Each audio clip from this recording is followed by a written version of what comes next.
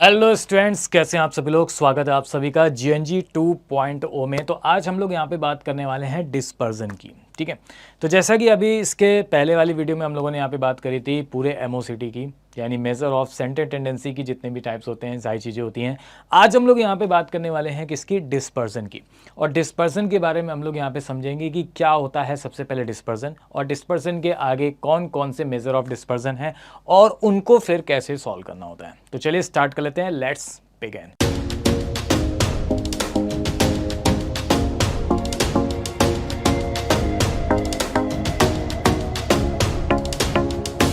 ठीक है, तो चलिए देखिए यहाँ पे बात करते हैं। अगर हम लोग यहाँ पे डिस्पर्जन की, तो आप समझिएगा सबसे पहले तो आपको यहाँ पे ये समझना होगा कि सबसे पहले हम आपको बताएंगे कि डिस्पर्सन क्या होता है।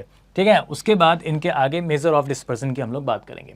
तो देखो, डिस्पर्सन का मतलब पता है क्या होता है, यहाँ पे समझिएगा, यहाँ पे ध्यान से। डिस्पर्सन की अगर हम लोग यहाँ पे बात करें तो डिस्पर्सन का मतलब क्या कहलाता है। डिस्पर्सन का मतलब यहाँ पे कहलाता है कि dispersion refer to the spread और वेरिएबिलिटी।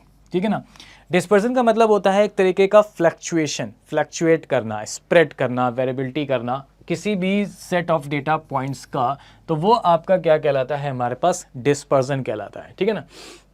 अब यानी ये इंडिकेट करता है कि कोई भी डेटा पॉइंट्स, ठीक है, उसके सेंट्रल वैल्यू से, सच एज द मीन से कितना डिफर है, ठीक है, उसमें कितना फ्लक्चुएट कर रहा है। तो वो पॉइंट आपका क्या कहलाता है, यहाँ पे डिस्पर्जन वाला पॉइंट कहलाता है। उसको हम लोग क्या बोलते हैं, डिस्पर्जन बोलते हैं। जैसे देखो, जैसे मान लीजिए मैंने कहा कि एक स्टूडेंट है यहाँ पे, एक स्टूडेंट है यहाँ पे, कौन सी, प्रिया। एक स्टूडेंट यहाँ पे मान लीजिए प्रिया है, एक स्टूडेंट यहाँ पे कौन है, मोनू है। ठीक है, तो प्रिया के क्लास 11 में, ठीक है, क्लास 11 में जो सब्जेक्ट में मार्क्स आए हैं आउट ऑफ 100 जो मार्क्स आए हैं, इसके आए हैं हमारे पास 90, फिर आए हैं इसके दूसरे सब्जेक्ट में 80, फिर आए हैं इसके 70, और फिर आए हैं इसके 60। ठीक है ना।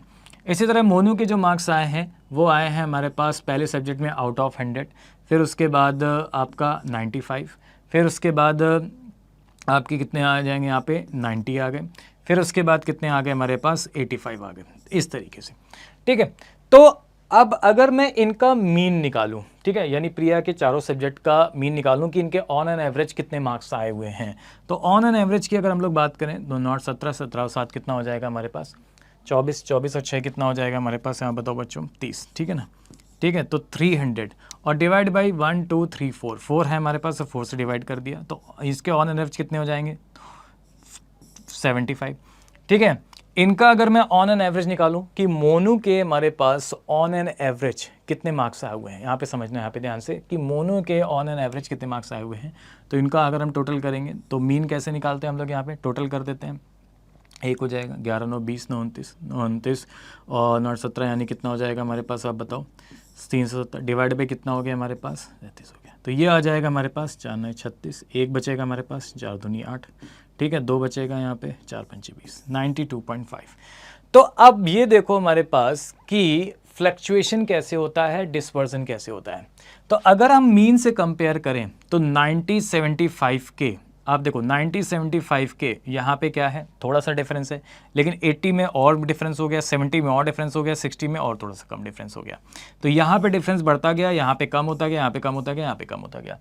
ठीक है, इसी तरह यहाँ की अगर हम लोग बात करें तो यहाँ पे बहुत ज़्यादा डिफरेंस नहीं है, यहाँ पे बहुत ज़्यादा फ्लक्चुएट नहीं कर रहा है, 100 में से नॉर्मली, यहाँ पे भी नॉर्मली, यहाँ पे भी नॉर्मली, यहाँ पे नॉर्मली। ठीक है, तो अगर मैं बात करूँ कि भाई डिस्पर्सन क्या होता है, उसका ग्राफ कैसे बनता है, तो इस तरीके से, जैसे प्रिया का ग्राफ बनाए तो प्रिया का ग्राफ ऐसे जाएगा, इस तरीके से ऐसे फ्लक्चुएट होकर के जाएगा।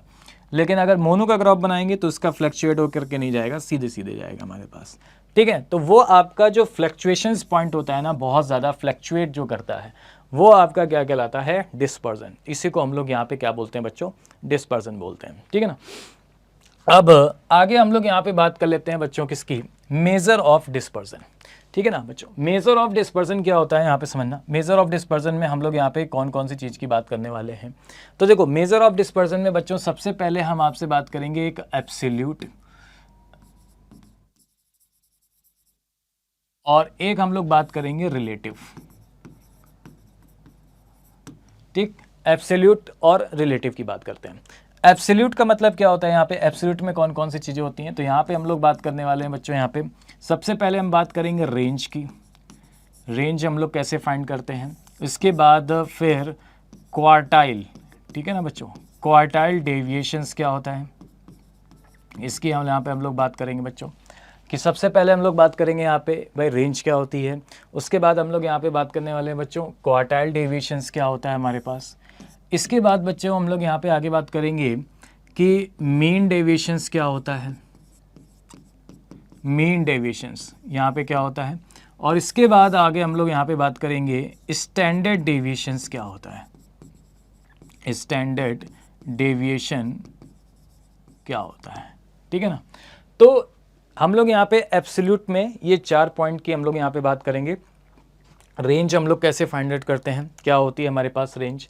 इसके बाद आता है आपका क्या, क्वार्टाइल डेविएशंस। तो क्वार्टाइल डेविएशंस क्या होता है, क्वार्टाइल डेविएशंस को हम लोग कैसे फाइंड आउट कर सकते हैं। इसके बाद आगे आते हैं मीन डेविएशंस। मीन डेविएशंस की हम लोग यहाँ पे बात करेंगे कि मीन डेविएशंस कैसे फाइंड आउट होता है। और इसके बाद आगे हम लोग बात करने वाले हैं बच्चों यहाँ पे किसकी, स्टैंडर्ड डेविएशन। तो स्टैंडर्ड डेविएशंस यहाँ पे कैसे फाइंड आउट होता है हमारे पास, किस तरीके से हम लोग इसको सॉल्व कर सकते हैं यहाँ पे, ठीक है ना बच्चों। अच्छा ठीक है, चलो क्लियर है। आगे हम लोग बात करते हैं रिलेटिव। अब रिलेटिव क्या होता है, तो रेंज का ही रिलेटिव पार्ट होता है, यानी कोफिशिएंट ऑफ रिलेटिव की बात करेंगे। तो रेंज में हम, रिलेटिव में हम लोग क्या क्या बात करते हैं, रेंज में हम लोग बात करेंगे यहाँ पे कि कोफिशिएंट ऑफ रिलेटिव कैसे सॉल्व करते हैं, sorry coefficient of range, relative कह रहा हूँ, कोफिशिएंट ऑफ रेंज कैसे फाइंड करते हैं हम लोग यहाँ पे, यानी इसका कोफिशिएंट ऑफ रेंज क्या होती है।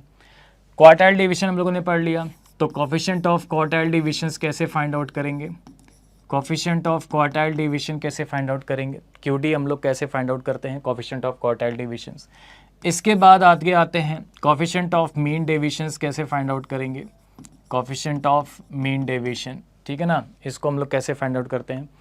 इसके बाद आगे आता है आपका कोफिशिएंट ऑफ स्टैंडर्ड डेविएशन, ठीक है, कोफिशिएंट ऑफ स्टैंडर्ड डेविएशन। तो कोफिशिएंट ऑफ स्टैंडर्ड डेविएशन हम लोग यहाँ पे कैसे फाइंड आउट करेंगे।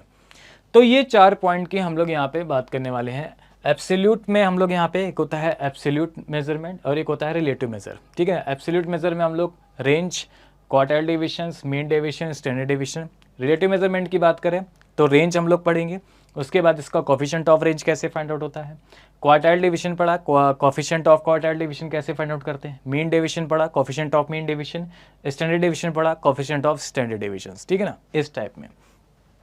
तो सबसे पहले बच्चों स्टार्ट कर लेते हैं हम लोग यहाँ पे किससे, रेंज से, ठीक है। तो अब रेंज होती क्या है पहले समझो। यहाँ पे रेंज की अगर हम लोग यहाँ पे बात करें तो बहुत ही सिंपल है। रेंज की अगर हम लोग यहाँ पे बात करते हैं बच्चों, समझना यहाँ पे ध्यान से, अगर मैं रेंज की बात करूँ यहाँ पे, ठीक है, बहुत ध्यान समझना। रेंज की अगर हम लोग यहाँ पे बात करें तो रेंज आपसे ये कहता है कि अगर आपको कोई भी ऑब्जर्वेशन दे रखा है, यहाँ पे कोई भी xi को ऑब्जर्वेशन दे रखा है, x1, x2, x3, x4, x5, x6, ठीक है, डेड xn तक, अगर आपको कोई भी ऑब्जर्वेशन दे रखा है यहाँ पे, तो रेंज जो होती है वो एक डिफरेंस होता है। डिफरेंस किसका होता है, डिफरेंस होता है हमारे पास लार्जेस्ट और स्मॉलेस्ट के बीच का डिफरेंशिएशन ऑब्जर्वेशन, ठीक है ना, लार्जेस्ट एंड स्मॉलेस्ट ऑब्जर्वेशन के बीच का डिफरेंस, ये आपका क्या कहलाता है, रेंज कहलाता है। तो यानी रेंज को हम लोग को बोल सकते हैं कि रेंज जो होती है ना वो क्या होती है हमारे पास, रेंज होती है लार्जेस्ट ऑब्जर्वेशन। जो भी ऑब्जर्वेशन हमारे पास लार्जेस्ट होगा, जो भी ऑब्जर्वेशन हमारे पास लार्जेस्ट होगा, तो लार्जेस्ट ऑब्जर्वेशन माइनस ये आपका हो जाएगा हमारे पास कौन सा बच्चों, स्मॉलेस्ट ऑब्जर्वेशन, स्मॉलेस्ट ऑब्जर्वेशन, ठीक है ना। तो रेंज जो हो जाएगी बच्चों वो क्या हो जाती है हमारे पास, लार्जेस्ट ऑब्जर्वेशन माइनस का यहाँ पे क्या हो जाएगा, स्मॉलेस्ट ऑब्जर्वेशन। तो इसको हम लोग ऐसे भी डिनोट कर सकते हैं कि जो रेंज होती है हमारे पास वो क्या हो जाएगी, L minus S. L minus S का मतलब क्या हो जाएगा, largest minus smallest, largest minus यहाँ पे क्या हो जाएगा, स्मॉलेस्ट, ठीक है ना। तो ये तो हो गई हमारे पास रेंज।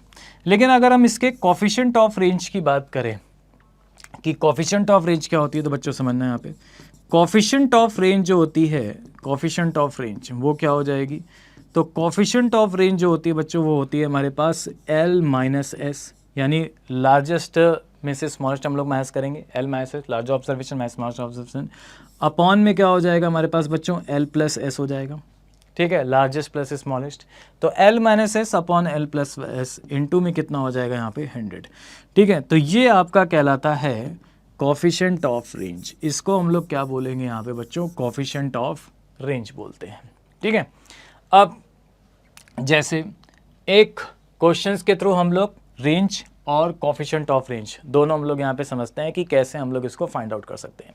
रेंज कैसे फाइंड आउट होगी और कोफिशिएंट ऑफ रेंज हमारी कैसे फाइंड आउट होगी। ठीक है ना, तो जैसे अगर आपसे क्वेश्चन में ये कहेगा बच्चों, यहाँ पे ध्यान से समझना, आपसे कहेगा कि फाइंड द रेंज ऑफ 15, 12, 10, 9।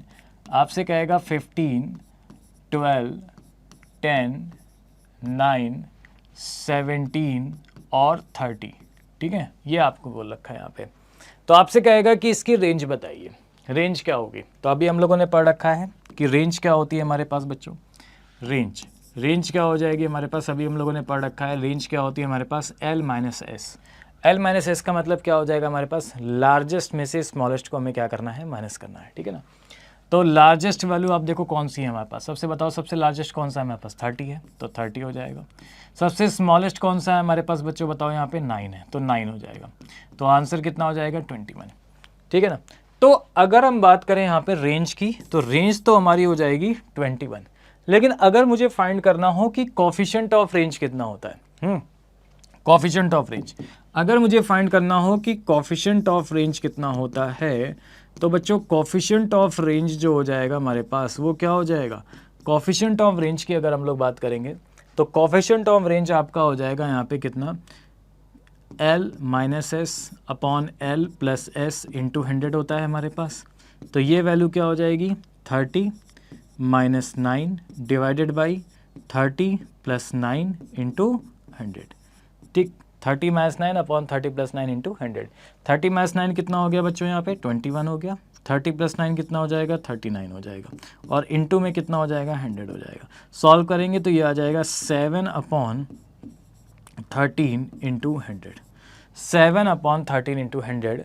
ठीक है, तो इसको सॉल्व कर लेंगे तो अप्रॉक्स यहाँ पे कितना आ जाएगा हमारे पास, तो 700 अपॉन 13, ये कितना आ जाएगा हमारे पास, 700 अपॉन 13। और इसको अगर हम सॉल्व करेंगे 700 अपॉन 13 को, तो ये वैल्यू आ जाएगी हमारे पास तो ये वैल्यू आ जाएगी हमारे पास 5, 5, 43 और 11 और 53.8% अप्रॉक्स। ठीक है, तो ये आपका हो जाएगा हमारे पास इतना परसेंट। तो कोफिशिएंट ऑफ रेंज हो जाएगी लगभग इतने परसेंट, 53.8।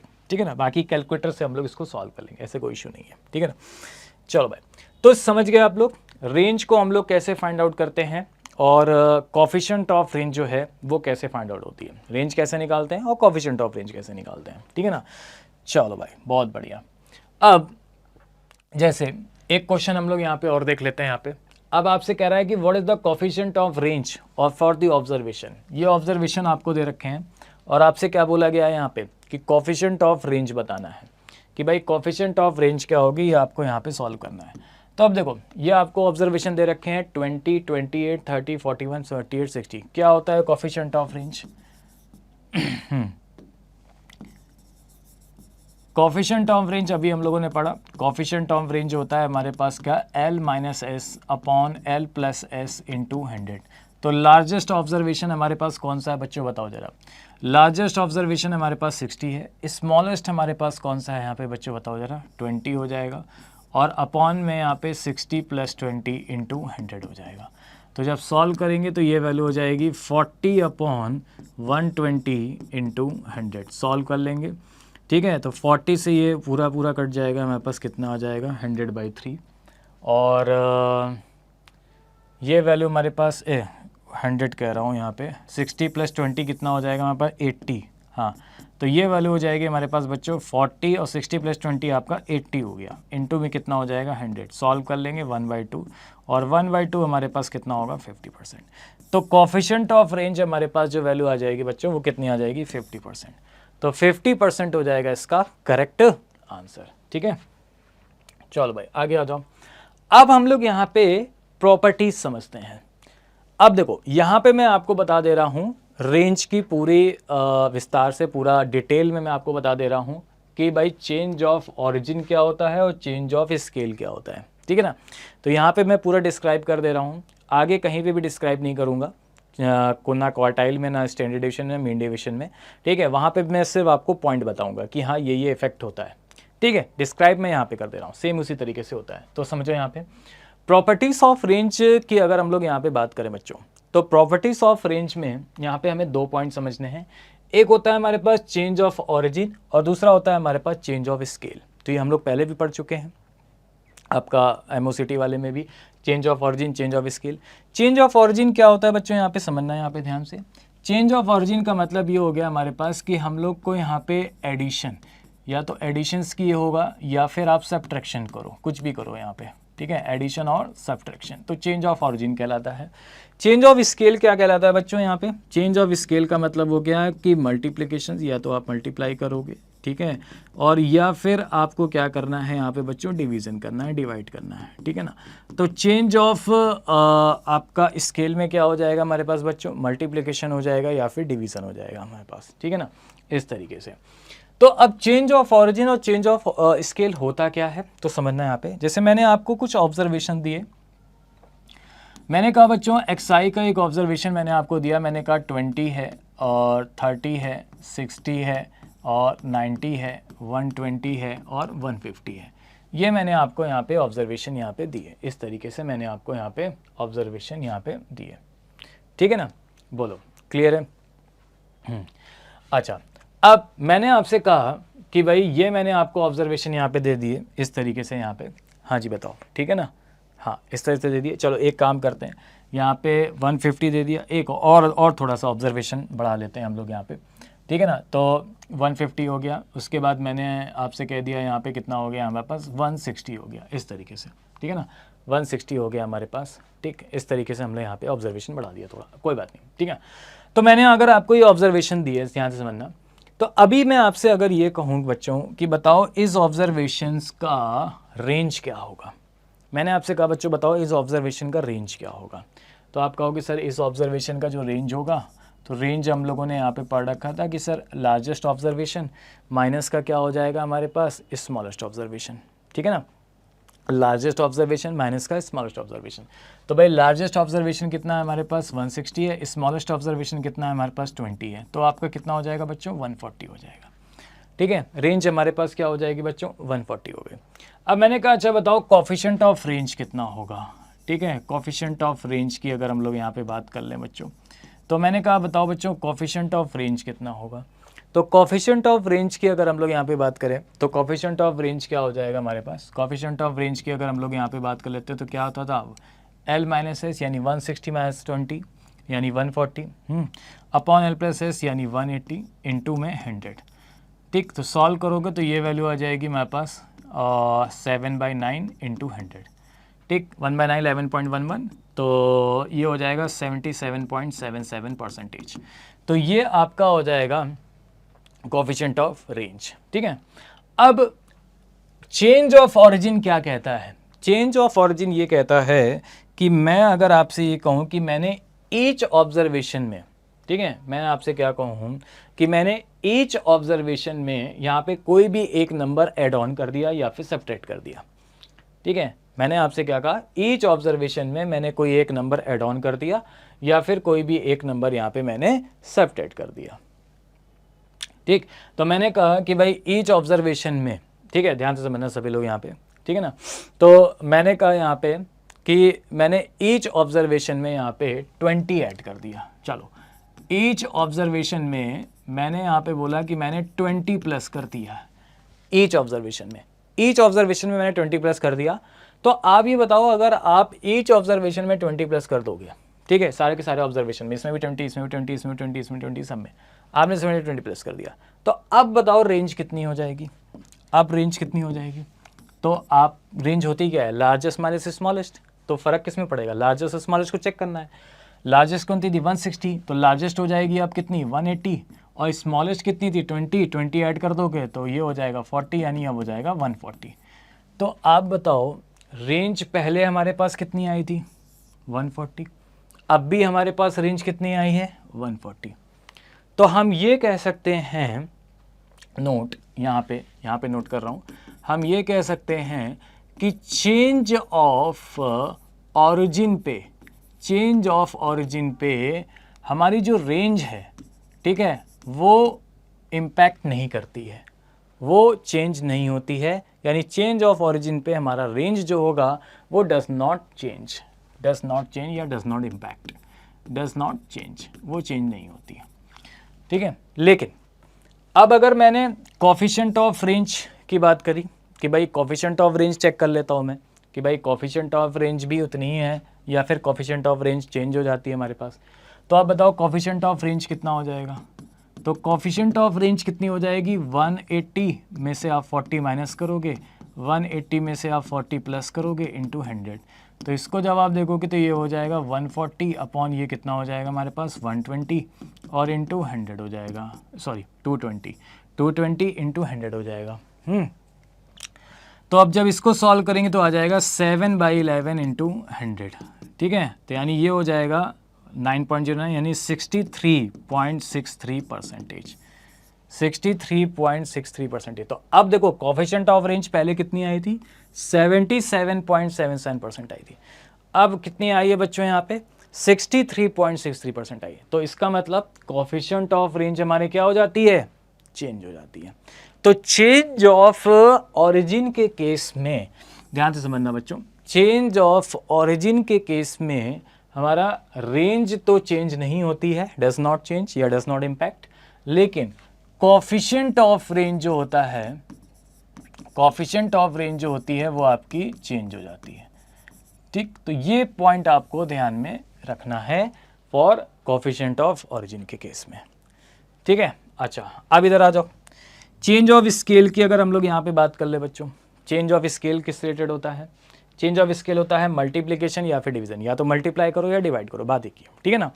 तो चेंज ऑफ स्केल की अगर हम लोग यहाँ पे बात करें तो अब अभी बताओ रेंज कितनी है इस ऑब्जर्वेशन में, अभी हमारे पास इस ऑब्जर्वेशन में रेंज कितनी है हमारे पास 140 और कोफिशिएंट ऑफ रेंज कितनी है हमारे पास 77.77%। लेकिन अब अगर मान लीजिए मैंने मल्टीप्लाई कर दिया, मैंने ईच ऑब्जर्वेशन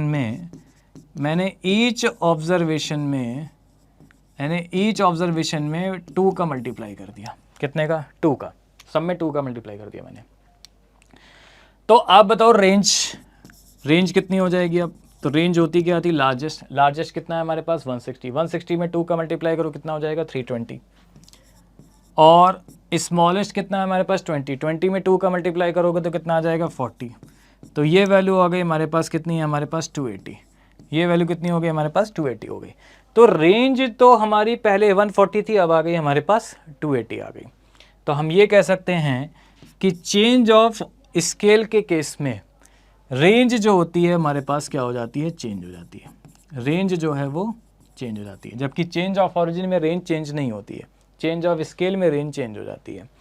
और कोफिशिएंट ऑफ रेंज की अगर हम लोग बात करें, कोफिशिएंट ऑफ रेंज क्या होती है इसके बारे में हम लोग देख लेते हैं कि भाई कोफिशिएंट ऑफ रेंज की अगर हम लोग बात करें कि इसमें क्या इफेक्ट पड़ेगा। तो भाई कोफिशिएंट ऑफ रेंज की अगर हम लोग बात करते हैं तो मैंने ईच ऑब्जर्वेशन में 2 का मल्टीप्लाई किया है, तो कोफिशिएंट ऑफ रेंज क्या हो जाएगी मेरे पास 320 माइनस 40 अपॉन 320 प्लस 40 इंटू 100।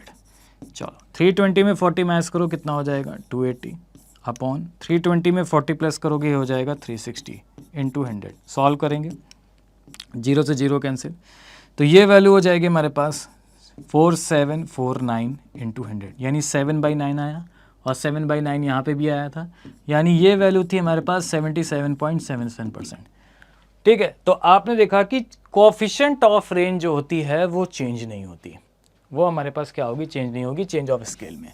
तो चेंज ऑफ स्केल में coefficient of range not change या डज नॉट चेंज, ठीक है। तो ये पॉइंट था। तो कई बार इस पे क्वेश्चंस भी बन जाता है कि चेंज ऑफ ऑरिजिन के केस में बताइए रेंज क्या होती है, तो रेंज हमारी चेंज हो जाती है but coefficient of range change मतलब सॉरी रेंज हमारी चेंज नहीं होती है, कोफिशिएंट ऑफ रेंज हमारी चेंज हो जाती है। लेकिन चेंज ऑफ स्केल में हमारा चेंज कोफिशिएंट ऑफ रेंज जो है वो चेंज नहीं होती है लेकिन रेंज चेंज हो जाती है, ठीक है, अलग अलग तो में। तो ये आपका कहलाता है चेंज ऑफ ऑरिजिन और चेंज ऑफ स्केल। इस तरीके से हम लोग इसको यहाँ पे फाइंड आउट कर सकते हैं प्रॉपर्टीज ऑफ रेंज को। बोलो क्लियर है सभी को? अच्छा चलो भाई, अब एक क्वेश्चन है हमारे पास, ठीक है, और ये हमारा पास्ट ईयर पूछा गया था क्वेश्चन। तो आपसे कह रहा है कि the monthly profit and loss for 6 month the firm is as follows. ठीक है, मंथली प्रॉफिट एंड लॉस यहाँ पे दे रखा है। आपसे यहाँ पे कह रहा है कि find coefficient of range of data. तो इस डाटा का मुझे कोफिशिएंट ऑफ रेंज बताना है। अब हमें पता है कि कोफिशिएंट ऑफ रेंज क्या होती है हमारे पास, कोफिशिएंट ऑफ रेंज। अब हमें पता है कि कोफिशिएंट ऑफ रेंज क्या होती है हमारे पास, L minus S upon L plus S into 100। ठीक है ना। अब यहाँ पे आपका एक टास्क ये है कि आपको ये देखना है कि लार्जेस्ट ऑब्जर्वेशन कौन सा है। तो देखो यहाँ पे जनवरी में जैसे 1K का प्रॉफिट हुआ 1000, फरवरी में 900 का प्रॉफिट, मार्च में कोई प्रॉफिट नहीं 0, अप्रैल में 200 का लॉस क्योंकि माइनस है, मई में 400 का लॉस क्योंकि माइनस है, जून में 2000 का प्रॉफिट। तो आप ये बताओ लार्जेस्ट ऑब्जर्वेशन क्या होगी, जो प्लस में होगा सबसे लास्ट में, तो वो आपका हो जाएगा 2000। लेकिन स्मॉलेस्ट कौन सा रखेंगे? अब स्मॉलेस्ट तो माइनस ही वाला होगा ना, लेकिन माइनस वाला कौन सा होगा स्मॉलेस्ट? स्मॉलेस्ट हमारा होगा माइनस, माइनस ध्यान रखना यहाँ पे साइन का इफेक्ट पड़ेगा। तो स्मॉलेस्ट हमारा होगा माइनस, लेकिन माइनस में कौन सा होगा बताओ? 400 छोटा होता है माइनस में या 200 छोटा होता है? तो माइनस में कौन सी वैल्यू छोटी होती है? माइनस में वो वैल्यू छोटी होती है जो बड़ी होती है, यानी 400। तो यहाँ पे देखो माइनस का 400 है, ये तो आपका अकॉर्डिंग टू फॉर्मूला माइनस है, लेकिन आपका स्मॉलेस्ट है क्या? माइनस है, तो माइनस का 400 ये आएगा आपका। और अपॉन में L प्लस एस जब करेंगे तो लार्जेस्ट कितना है हमारे पास 2000, और स्मॉलेस्ट आपका माइनस का 400 है, तो प्लस माइनस माइनस यानी 400 इंटू 100। तो जब सॉल्व करेंगे तो ये वैल्यू हो जाएगी हमारे पास 2400 अपॉन ये कितना हो जाएगा 1600, और इंटू में कितना हो जाएगा 100 हो जाएगा। बस सॉल्व कर लो यहाँ पे, तो ये वैल्यू कितनी हो गई? ये वैल्यू हो जाएगी हमारे पास 8 1 24, 8 2 16, 2 से इसको डिवाइड कर देंगे 50, तो ये वैल्यू कितनी हो जाएगी 150। तो 150% हो जाएगा इसका कोफिशिएंट ऑफ रेंज। तो ये चीज़ आप सभी लोग ध्यान में रखना कि अगर ऐसा कोई डेटा आ जाए तो इस तरीके से हम लोग कोफिशिएंट ऑफ रेंज को ऐसे हम लोग यहाँ पे क्या कर सकते हैं, फाइंड आउट कर सकते हैं। बोलो क्लियर है? चलो भाई आगे आ जाओ। अब आगे हम लोग देख लेते हैं कि अभी मैंने आपको बताया यहाँ पे कि कैसे हम लोग इसको रेंज को यहाँ पे फाइंड आउट कर सकते हैं, किस टाइप से हम लोग इसको देखेंगे कैसे फाइंड आउट कर सकते हैं। ठीक है ना। अब अगर मान लीजिए आपसे कहे कि what is the range and coefficient of the following distribution of weight, ये आपको वेट दे रखे हैं और आपको ये कौन सी सीरीज दे रखी है? कंटिन्यूस सीरीज दे रखी है। कंटिन्यूस सीरीज कैसे दे रखी है? क्योंकि आपको पता है कि कंटिन्यूस सीरीज में हमारा क्या होता है, इंटरवल की फॉर्म में सारी चीज़ें होती हैं। कंटिन्यूस सीरीज में हमारी क्या होती है, इंटरवल की फॉर्म में हमारे पास सारी चीज़ें होती हैं। लेकिन एक चीज़ आपको और समझना है यहाँ पे, वो क्या? वो आपको ये समझना है कि कंटिन्यूस सीरीज में हमारे जो इंटरवल है वो कौन से फॉर्म में दे रखी है। एक होता है इंक्लूसिव सीरीज, एक होता है एक्सक्लूसिव सीरीज। तो हमेशा एक्सक्लूसिव सीरीज में आपको करना चाहिए, इंक्लूसिव में नहीं। तो यहाँ पे आपको इंक्लूसिव सीरीज दे रखी है। कैसे पता इंक्लूसिव सीरीज देखी है? क्योंकि आप देखेंगे 44 और 55 में क्या है, गैप है। ये गैप नहीं होना चाहिए, ठीक है ना। तो अब अगर आपके पास कंटिन्यूस सीरीज आ जाएगी तो इसका अगर रेंज पूछे या कोफिशिएंट ऑफ रेंज पूछे, ठीक है, तो हम लोग इसको कैसे फाइंड आउट करते हैं, किस तरीके से देखते हैं। तो देखिए वेट आपको दे रखा है केजी में, वेट आपको केजी में दे रखा है यहाँ पे, यानी एक्सआई का ऑब्जर्वेशन दे रखा है वेट केजी में। आपको क्या दे रखा है, 50 से 54 दे रखा है हमारे पास। उसके बाद आपको 55 से 59 दे रखा है। फिर आपको यहाँ पे 60 से 64 दे रखा है। फिर आपको यहाँ पे 65 से कितना दे रखा है, यहाँ पे 69 दे रखा है। और फिर आपको यहाँ पे 70 से कितना दे रखा है, यहाँ पे 74 दे रखा है। तो सबसे पहले हमें क्या करना होगा, ये आपका कौन सी सीरीज़ है, इंक्लूसिव सीरीज़ है। तो पहले हमें क्या करना होगा, इसको एक्सक्लूसिव सीरीज़ में कन्वर्ट करना होगा। कैसे कन्वर्ट करते हैं एक्सक्लूसिव में? तो जो लोअर क्लास लिमिट होती थी, लोअर क्लास लिमिट, उसमें 0.5 माइनस कर देंगे, और जो अपर क्लास लिमिट होगी उसमें 0.5 प्लस कर देंगे। ठीक है, ये तो अब हमारा एक्सआई का ऑब्जर्वेशन कितना हो जाएगा, लोअर क्लास लिमिट में 0.5 माइनस कर दोगे तो 49 पॉइंट, अपर क्लास में 0.5 प्लस कर दोगे तो 54.5। इसमें कितना हो जाएगा, अब यहाँ पे देखो 54.5, यहाँ पे कितना हो जाएगा 59.5। यहाँ पे कितना हो जाएगा हमारे पास 59.5 और यहाँ पे कितना हो जाएगा हमारे पास 64.5, सॉरी हाँ करेक्ट, ठीक है। फिर उसके बाद हो जाएगा 64.5, इधर हो जाएगा 69.5, इधर कितना हो जाएगा हमारे पास 69.5 हो जाएगा, उधर कितना हो जाएगा 74.5 हो जाएगा। तो ये आपका इंक्लूसिव सीरीज में यहाँ पे क्या हो जाएगा, कन्वर्ट हो जाएगा। अब फिर उसके बाद नंबर ऑफ स्टूडेंट आपको दे रखे हैं, नंबर ऑफ स्टूडेंट मतलब फ्रीक्वेंसी आपको दे रखी है यहाँ पे कि भाई जिनका इतना वेट है वो कितने लोग हैं, 12 लोग हैं। जिनके इनके बीच में वेट है वो कितने लोग हैं, हमारे पास 18 लोग हैं। जिनके इतने वेट है उसके बाद कितने लोग हैं यहाँ पे 23 है। ये कितना है 10 है और ये कितना है 3 है, ठीक है। तो इसमें हम लोग रेंज को कैसे फाइंड आउट करते हैं, इसमें हम लोग यहाँ पे रेंज कैसे फाइंड आउट करते हैं। तो देखो बच्चों ध्यान से समझना कि इसमें अगर आपको रेंज फाइंड आउट करनी है तो पहले आपको इसको इसमें कन्वर्ट करना होगा। अब इसमें जो रेंज होती है वो क्या होती है, इसमें जो रेंज होती है बच्चों वो होती है जो भी इंटरवल में सबसे लोअर क्लास लिमिट है, यानी lower class limit upper class limit, ठीक है। अपर क्लास लिमिट पूरे इंटरवल में अपर क्लास लिमिट कौन सी है 74.5 ये वाला, ठीक है। और इसको माइनस कर देते हैं लोअर वाले में से, यानी 49.5 माइनस लोअर क्लास लिमिट यानी माइनस का 49.5, बस। तो 74.5 में 49.5 माइनस कर दो, ये आपका आंसर हो जाएगा। तो कितना हो जाएगा हमारे पास 0, इधर हो जाएगा कितना हमारे पास 5 और इधर कितना हो जाएगा 4 गया 2, 25। तो आपका रेंज हो जाएगी वो बच्चों कितनी आ जाएगी 25, यहाँ पे 25 आपकी रेंज हो जाएगी, ठीक है ना। तो ये आपका हो जाता है रेंज। आगे बढ़ते हैं हम लोग। अब अगर मान लीजिए कोई डिस्क्रीट सीरीज दे रखी है, डिस्क्रीट सीरीज, और उस पर अगर रेंज फाइंड आउट करनी है तब तो और इजी है। डिस्क्रीट सीरीज मतलब जिसमें आपको सिर्फ xi का ऑब्जर्वेशन दे रखा हो।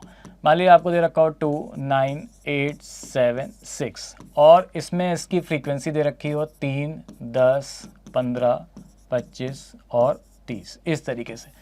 तो तब अगर आपसे रेंज पूछेगा, ठीक है, तब अगर आपसे रेंज पूछे डिस्क्रीट सीरीज में, तो इसमें रेंज क्या होती है बच्चों समझना है यहाँ पे ध्यान से। इसमें रेंज जो होती है हमारे पास वो क्या होती है हमारे पास, कैसे हम लोग रेंज को फाइंड आउट करते हैं। तो इसमें जो रेंज होती है xi के ऑब्जर्वेशन में कि भाई 2 ये 3 बार आया, 9 10 बार आया, 8 15 बार आया, 7 25 बार आया, 6 30 बार आया। तो यहाँ पे एक चीज़ ध्यान से समझना, ऐसा मत कर देना कि जो फ्रीक्वेंसी सबसे ज़्यादा है उसका जो फ्रीक्वेंसी सबसे कम है उसको हम लोग यहाँ पे माइनस कर देंगे। फ्रीक्वेंसी को माइनस नहीं करना है। यहाँ पे 2 आया है कितनी बार, 3 बार, 2 3 बार आया है तो इसको हम लोग ऐसे लिख सकते हैं ना, 2 2 2 लिख सकते हैं, 2 3 बार आया है। तो इसी तरीके से जो भी ऑब्जर्वेशन लिखे जाएंगे होगा तो वही ना जो largest observation minus smallest observation है। तो भाई लार्जेस्ट ऑब्जर्वेशन कितना है 6, स्मॉलेस्ट कितना है 2, तो ये हो जाएगा 6 माइनस 2 यानी 4, तो 4 हो जाएगी इसकी क्या है यहाँ पे रेंज, ठीक है ना। चलो भाई बहुत बढ़िया। तो ये चीज़ सबके समझ में आ गई यहाँ पे कैसे हम लोग इसको फाइंड करते हैं। अब आगे आ जाओ। अब हम लोग एक बहुत ही इम्पोर्टेंट टर्म्स और एक इम्पॉर्टेंट कॉन्सेप्ट यहाँ पे पढ़ने वाले हैं कि जब भी आपसे इस टाइप का कोई भी क्वेश्चन आएगा रेंज में, ध्यान से समझना सभी लोग, जब भी आपसे इस टाइप का कोई भी क्वेश्चन आएगा रेंज में, तो अब डिस्पर्जन में हम लोग उसको किस तरीके से सॉल्व करते थे और डिस्पर्जन में हम लोग अब उसको किस तरीके से सॉल्व कर पाएंगे और कैसे करेंगे। तो समझना यहाँ पे, अगर आपको कोई भी एक रिलेशनशिप दे रखा हो x और y से रिलेटेड, आपको दे रखा है 2x plus 3y is equal to कितना दे रखा है बच्चों यहाँ पे 10, और आपसे कह रहा है कि रेंज ऑफ y आपको दे रखी है 10, तो यानी रेंज ऑफ y का मतलब y r से डिनोट करेंगे, आपको दे रखा है 10। तो आपसे कह रहा है कि रेंज ऑफ x बताइए, ठीक है। रेंज ऑफ आपको क्या बताना है, x बताना है कि रेंज ऑफ x क्या होगा हमारे पास, समझना है यहाँ पे ध्यान से। तो एक चीज़ समझना, इसको हम लोग देखो कैसे सॉल्व करते हैं। जब भी डिस्पर्जन में होता था तो हम कहेंगे कि ट्वाइस ऑफ x रेंज, इसको हम लोग इस तरीके से लिख सकते देंगे पहले, इज इक्वल टू कितना हो जाएगा बच्चों 10। अब हमें x की रेंज बतानी है तो ट्वाइस ऑफ x की रेंज इज इक्वल टू हो जाएगा 10 माइनस 3 ऑफ y की रेंज, ठीक है। तो x की रेंज अगर मुझे बतानी है बच्चों तो ये हो जाएगा हमारे पास क्या 10/2 minus 3/2 of y r range की रेंज। तो स्पेशली जब एमओसीटी हमने बताया था तो इसको काउंट करते हैं, इसको लेते हैं, लेकिन जब डिस्पर्जन होगा तो इसको हम लोग नेग्जिबल कर देंगे, माइनस को प्लस कर देंगे। तो यानी x की रेंज हो, यानी कांस्टेंट वैल्यू हम लोग हटा देंगे, तो x की रेंज हो जाएगी 3/2 ऑफ y की रेंज। तो आप बताओ 3/2 और y की रेंज कितनी दे रखी है हमारे पास 10, सॉल्व कर लेंगे तो कितना आ जाएगा 15। तो 15 हो जाएगा इसका करेक्ट आंसर, यानी डी। तो इस तरीके से हम लोग यहाँ पे रेंज को जो है वो सॉल्व कर सकते हैं और रेंज को हम लोग यहाँ पे इस तरीके से देख सकते हैं। हाँ जी बताओ, क्लियर है? बोलो बोलो बोलो। ठीक, चलो आगे एक क्वेश्चन देख लेते हैं। आपसे कह रहा है कि अगर if the range of the set of value is 65, आपको रेंज क्या होती है बताओ जरूर, लार्जेस्ट माइनस स्मॉलेस्ट। रेंज आपको कितनी दे रखी है 65, मैक्सिमम वैल्यू दे रखी है आपको 83, मिनिमम वैल्यू आपसे फाइंड करनी है स्मॉलेस्ट। सॉल्व कर लो, कितना हो जाएगा, इसको दे ले जाओ, इसको दे ले जाओ। तो 83 में 65 माइनस कर देंगे तो ये वैल्यू हो जाएगी हमारे पास कितनी, ये वैल्यू हमारे पास कितनी हो जाएगी 18। तो 18 हो जाएगा इसका करेक्ट आंसर का। तो हाँ जी बताओ, क्लियर हो गया सभी को? ठीक है, चलो भाई बहुत बढ़िया। क्लियर बच्चों? और इसके आगे नेक्स्ट वीडियो में हम लोग यहाँ पे बात करेंगे कि क्वार्टाइल डेविएशंस को कैसे फाइंड आउट करते हैं। क्वार्टाइल डेविएशंस क्या होती है हमारे पास, क्वार्टाइल डेविएशंस को कैसे फाइंड आउट करेंगे, मीन डेविएशंस क्या होता है और स्टैंडर्ड डेविएशंस क्या होता है। ठीक है, तो इसके आगे हम लोग यहाँ पे पढ़ने वाले हैं नेक्स्ट वीडियो में। ठीक है, और वो हमारी लास्ट वीडियो होगी, उसके बाद आपका एमओसीटी एंड डिस्पर्सन खत्म। ठीक है, चलो इसके बाद हम लोग बात करेंगे नेक्स्ट वीडियो में। थैंक यू सभी को, ठीक है, बाय बाय।